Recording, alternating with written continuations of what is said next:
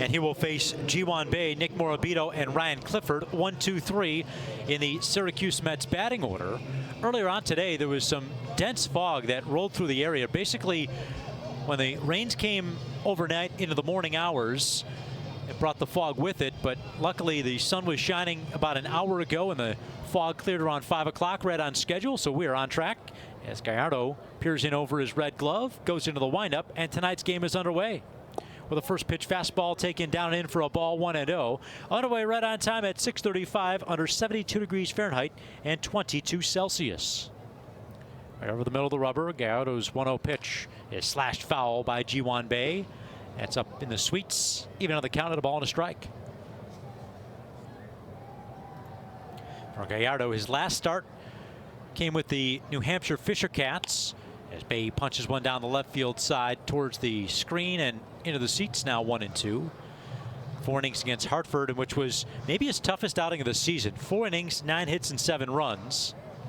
Prior to that, had allowed just 7 runs total in the month in 3 previous starts. 1-2 goes up and away, evens the count at 2-2.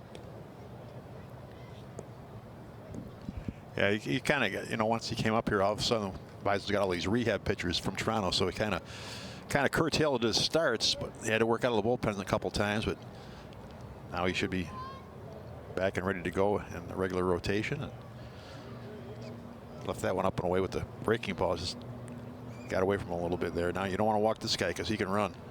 Now the 3-2 pitch to Bay is popped up down the left field side. Try to bust him in with a fastball, and we'll do it again at 3-2. G1 Bay was in the 2-hole yesterday. Base hit, stole a base, and scored the game's first run in the opening inning, to your point. Tried stealing a base after he had a base hit in the third, but was caught.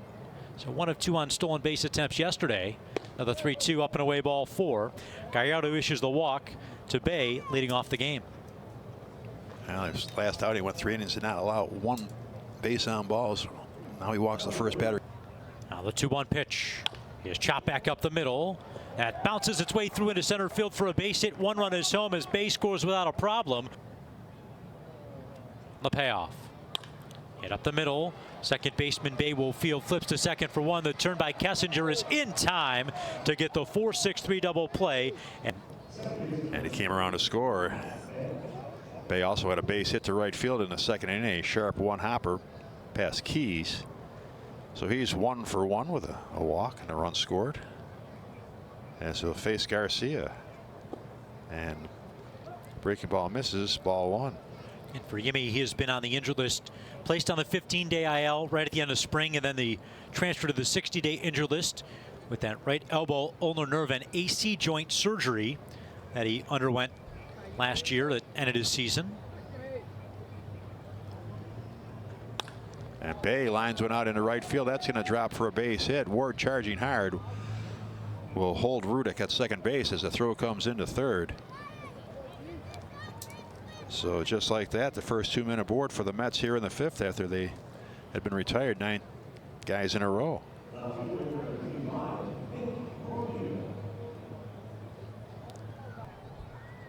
There's a line drive. Oh, it's caught, and it's going to be a double play as Clase broke off second base. It's a low line drive that hung up long enough for Bay to make the play, and he'll just step on second to double off Clase. And that'll be in the top half of the 7th inning in here to tell you all about it and carry you along with your play-by-play. Speaking of Syracuse, the guy from that fancy school in Syracuse, Mr. Pat Malacaro. Thank you, Duke. G1 Bay leads things off against Brennan Salucci.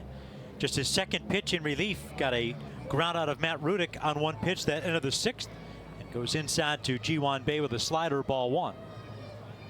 Bay's been aboard all 3 times, a couple of singles and a walk. 1 run scored, and he has his 3rd base hit of the night. Pulls one past the second baseman Rafael Antigua back towards the middle. And it's a 3-hit game for G1 Bay and a leadoff base runner for Syracuse as the throw gets away, and Bay will advance to second. Yeah, a base hit to center field, and the throw came in, and it got by everybody there as Salucci tried to come up with it too. Clase just tossed it in, and Lantigua kind of handcuffed him a little bit and bounced past a couple. Well, what he let it go because he was going to get it at Salucci, and all of a sudden now. Look at second. Runners off on the pitch. It's taken down and in. Double steal as Bay goes to third with his 22nd stolen base of the year, and Morabito is in a scoring position with his 17th. At the letters, the pitch. Swinging a line shot, but caught by the second baseman. Double play as Rivera was breaking off the bag. Another hard smash off the bat of a Bison's hitter, but the line out by Mendoza. But carrying to right field, that was a little bit more towards center, but still, I don't think that ball even reached the warning track, and he gave it a pretty good jolt. Now Ji-hwan Bae, who is 3 for 3 with a walk tonight, takes the first pitch from Chase Lee in for a called strike one. Sean Casey has as much energy as you see on TV. Fun to meet him yesterday. He predated me by a couple of years. As a member of the Bisons in '97, a teammate of Casey Candel's that year. Count is even at 1-1 on Ji-hwan Bae. Standing first baseman in his time at the big leagues. 1-1. Spins down and away. Now 2-1.